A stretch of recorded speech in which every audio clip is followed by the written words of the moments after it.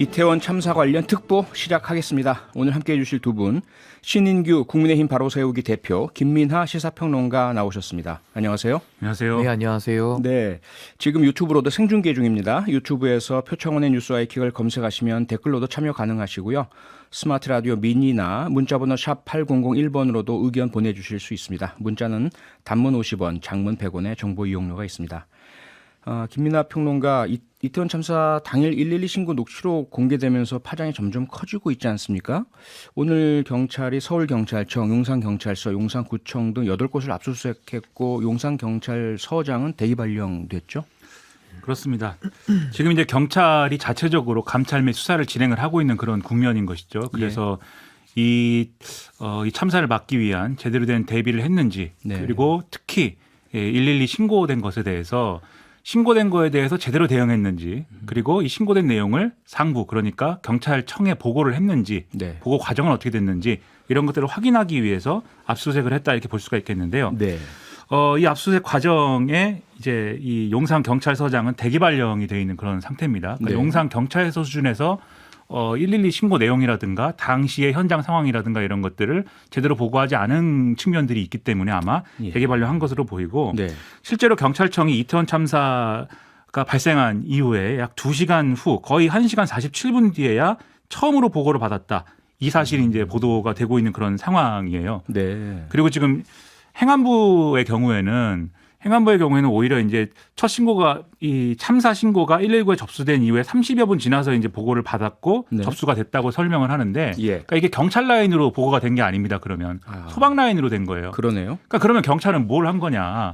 그리고 119 신고라는 게, 이 112 신고라는 게 112 신고 내용이 제가 이 보도를 통해 보니까 서울청에는 공유가 돼야 되는 것으로 돼 있더라고요.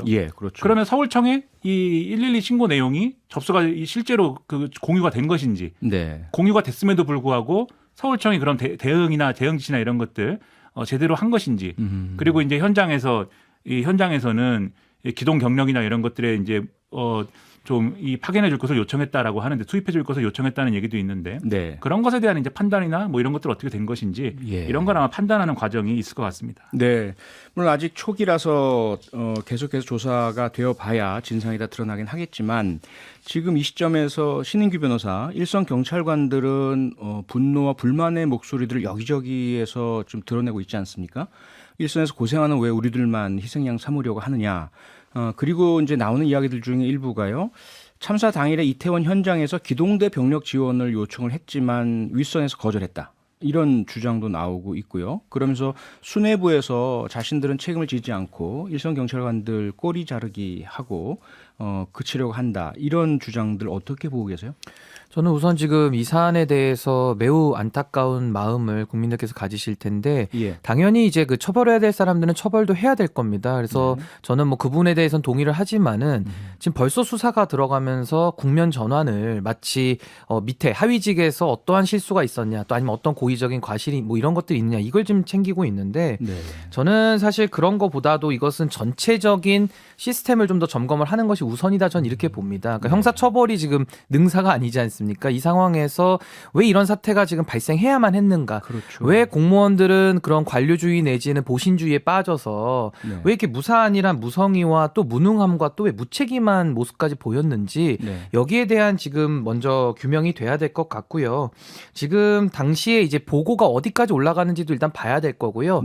더 중요한 것은 위에 의사결정권자들이 왜 이런 할로윈이라고 하는 명백하게 예견되는 사안에 대해서 아무런 대책도 세우지 않았는가. 여기에 대해서는 그 누구도 자유롭지 못할 것 같습니다. 김민하 평론가 어떻습니까? 우리 국민들께서 목격하신 게 제복 경찰관 한 분이 좀 울면서 호소하고 사람이 죽어가고 있습니다라고 하면서 온몸으로 어떻게든 더 살려보려고 했던 일선 경찰관들의 모습은 그거잖아요. 근데 만약에 이게 또 그런 일선 경찰관들에게 책임을 묻는 방식이라면 국민들이 동의하지 않으실 것 같은데요? 그렇죠. 이태원 지구대지 않습니까? 여기가? 이 상식적으로 생각을 해보면 이태원 지구대에 지금 근무하고 있는, 그러니까 현장에서 최우선적으로 그 상황에 대응했어야 되는 이 경찰들은 그렇게 뭐 이런 뭐 이 경력이 오래됐거나 직위가 높거나 그런 경찰들이 아닙니다. 그렇죠. 제가 뭐 이렇게 뭐 한 달에 건너 주워 듣기로는 최기피 지역 중에 하나라는 거잖아요. 일이 이태원 너무 많고 지구대가. 힘들죠. 그렇죠. 네, 주치자 많고. 그렇죠. 예. 그러다 보니까 이 경찰의 전체 조직 내에서도 취약할 수밖에 없는 지역인 건데 예.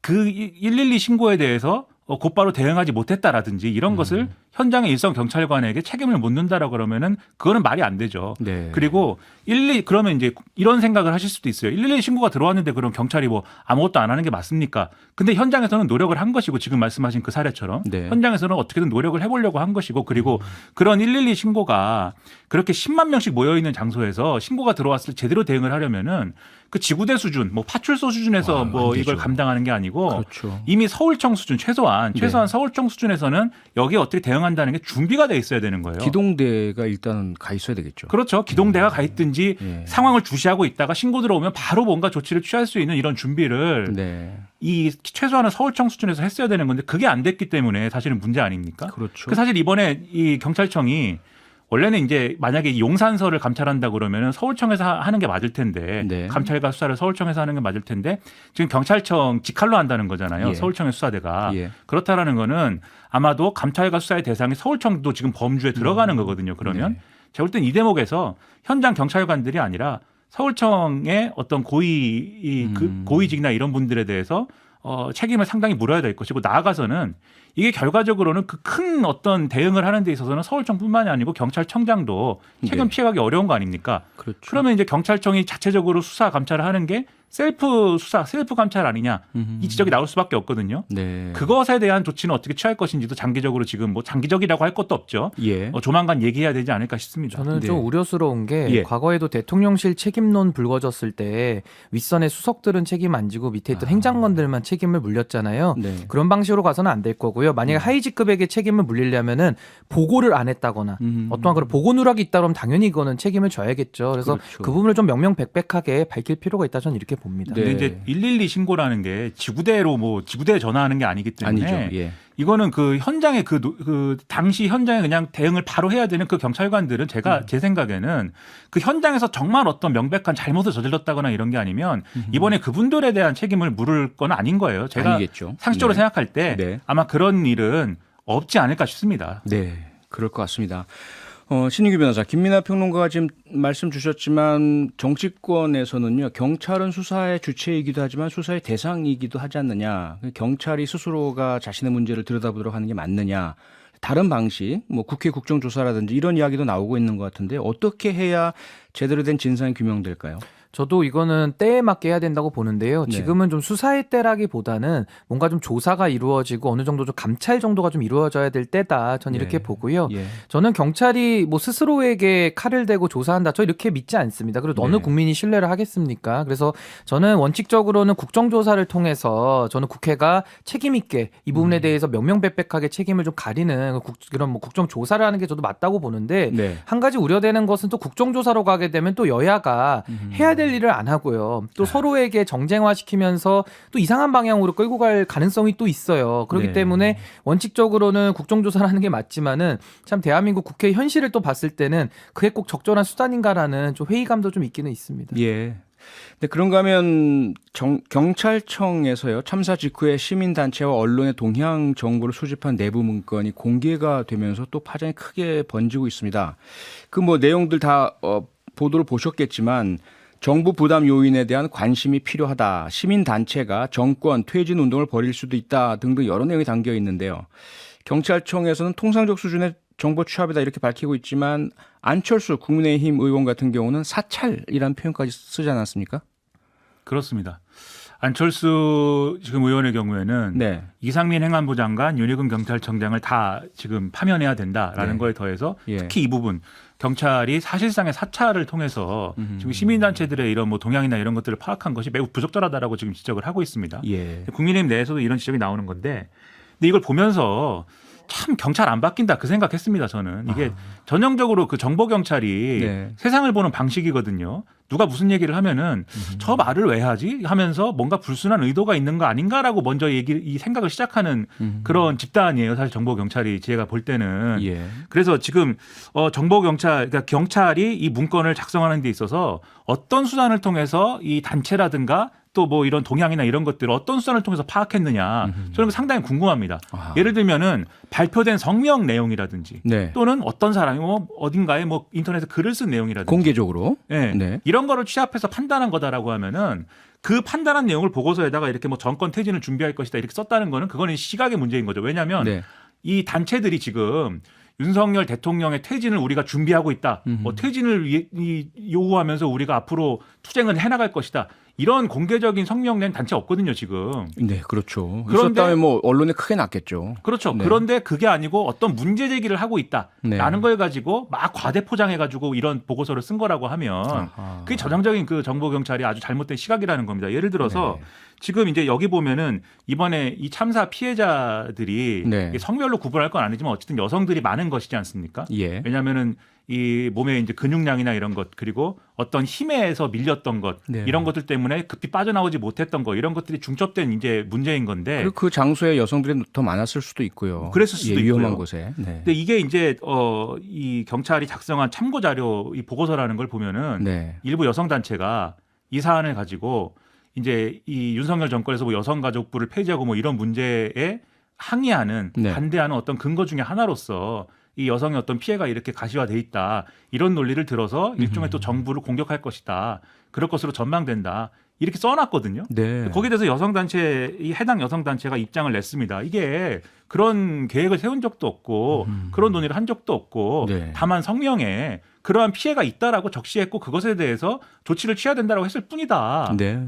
그러니까 그냥 성명에 이번에 여성 피해자가 많았기 때문에 그것이 참 가슴 아프다라고 쓰면 정보 경찰의 눈에는 아 이걸 활용해 가지고 반정부 투쟁을 하겠다는 거구나 이렇게 보인다는 거예요 지금. 네. 이런 시각을 가지고 어떻게 이 국민들의 신뢰를 다시 찾고 뭐 이렇게 하겠습니다. 근데 여기서 더 이제 저는 문제시 되는 것은 네. 정보 경찰이 이런 보고서를 작성할 때는 지금 SBS 보도나 이런 것들을 보면은 대통령실에 보고할 목적이었던 것으로 생각이 된다라는 거거든요. 예. 보통 경찰이나 이런 권력기관들이 이런 보고서를 작성할 때는 윗선을 만족시켜주는 내용으로 작성을 하려고 합니다. 대체적으로. 아, 네. 이런 내용을 주면 네. 만족해 할 것이다라고 기대한 거 아닌가. 이런 걸 원할 것이다. 그런 점에서는 정권이 지금까지의 과정을 돌아볼 필요가 있다라고 저 같은 사람은 생각을 한다는 거죠. 네. 신인규 변호사, 윤석열 대통령이 경찰 늑장 대응 관련된 내용 이제 공개가 되니까 경로를 했다 이런 보도들이 이어집니다. 그런데 좀 의아한 것이 아니 대통령이 이렇게 정보 분리된 분이 아니잖아요. 경찰과 분리된 분이 아니라 그 행정부의 수장으로서 같은 팀 아닙니까? 근데 경로를 한다는 게 저를 좀 의아한데 오히려 국민들께서 경로하시고 대통령은 사과하고 죄송합니다 해야 될 게 아닌가 싶은데 어떻게 생각하세요? 지금 참 이렇게 313명의 사상자를 낸 정말 어처구니 없는 사고 앞에서 저는 국가의 책임이 명백하게 있다 저는 이렇게 보거든요. 근데 네. 거기에 대해서 정부에서 책임 있는 당국자들은 그 어느 한 명도 내 탓이라고 얘기하는 사람 없습니다. 저는 그게 가장 큰 문제라고 보고요. 네. 이게 저는 검사 출신들의 한계라고 보는데 항상 누구를 수사하고 상대방의 책임을 물리던 역할 아니었습니까? 그러니까 네 탓이요. 어이에 내 탓이요를 하던 분들이 습관이 되다 보니까 지금 정치권에서는 내 탓이요 할 때 아이를 쓰는 내 탓이요를 해야 되는데 이게 전환이 안 되는 거 아니냐. 그러면서 구구절절히 변명 같은 거 나오는 것도 들어보면은 행안부 장관도 뭐 법적 근거가 없다. 처음에는 주체가 누구냐 막 이런 얘기로 가면서 어떻게든 정부 책임을 줄여보려고 했거든요. 지금도 뭐 희생자로 쓰면 안 된다. 사망자로 썼다가 뭐 사망자니 뭐니 이런 식으로 참사니 뭐 이런 그 단어 용어에 대해서까지도 참사가 집착을 아니라 하는데 사고로 써야 된다. 예. 그러니까 저는 그런 것들이 전형적인 관료주의의 나쁜 패단이 지금 나타나고 있다. 저는 이렇게 봐서요. 네. 지금 사실 윤석열 대통령께서도 이거를 유체이탈화법처럼 마치 남의 일 구경하듯이 하면서 경로하고 좀 이럴 때가 아니라 네. 여기에 대한 전국적 책임이 대통령에게 있고 그렇죠. 또 여러 차례 안전 문제에 대해서는 무한 책임 느낀다고 본인이 말씀을 하셨습니다. 네. 그렇다면 이런 참사 앞에서는 일단은 내 탓이오로 들어가는 것이 맞고요. 그 이후에 조사를 통해서 실질적이고 구체적인 책임은 이후에 가려야 된다. 저는 이렇게 봅니다. 네. 이제 경로는 예. 저는 이 단어가 좀 항상 마음에 걸립니다. 이게 매 정권마다 제가 뭐 이 단어를 처음 본 게 이명박 정권 때 같은데 네. 그러니까 대통령이 경로했다라고 당 청와대라든가 대통령실이 설명을 하고 네. 언론이 그것을 쓰고 그것을 통해서 대통령의 의사나 생각을 간접적으로 드러내고 실제로 대통령이 경로하는 장면을 촬영하거나 취재해가지고 쓴 건 모르겠어요. 아니지 않습니까? 네, 아니죠. 그러니까 경로했다를 보여주고 싶은 이제 그런 이제 대통령실이나 과거의 청와대 비서실의 어떤 태도가 반영된 이런 단어인데. 네. 근데 저는 그래서 경로했다 이렇게 언론이 보도하는 것에 대해서 다시 한번 생각해 봤으면 좋겠고요. 그리고 저는 실제로 윤석열 대통령이 경로했다면 뭐 경로할 수 있다고 봅니다. 네. 경찰이 제대로 일을 처리하지 않았다고 하면. 근데 그 전제는 뭐냐면 이런 모양새여야 되는 것이죠. 대통령이 국민들에게는 정말 미안합니다. 우리가 잘못했습니다라고 하면서 내부적으로는 예. 잘했어야 되는 거 아니냐라고 하면서 호통치고 정말 경찰청장이 오금이 저릴 정도로 이렇게 잘못을 이렇게 추궁을 했다. 이런 거라고 하면 국민들이 아 그래 화낼 만해 이렇게 생각을 할 거예요. 네. 근데 지금 사과나 이런 것들은 대국민 담화나 이런 내용에서도 대통령의 사과는 없었던 것이고 그리고 자꾸 이 사과 안 하냐고 물어보니까 네. 지금 대통령실이 이 돌아가신 분의 빈소를 찾아가서 이 유족에게 죄송하다라고 말씀했다.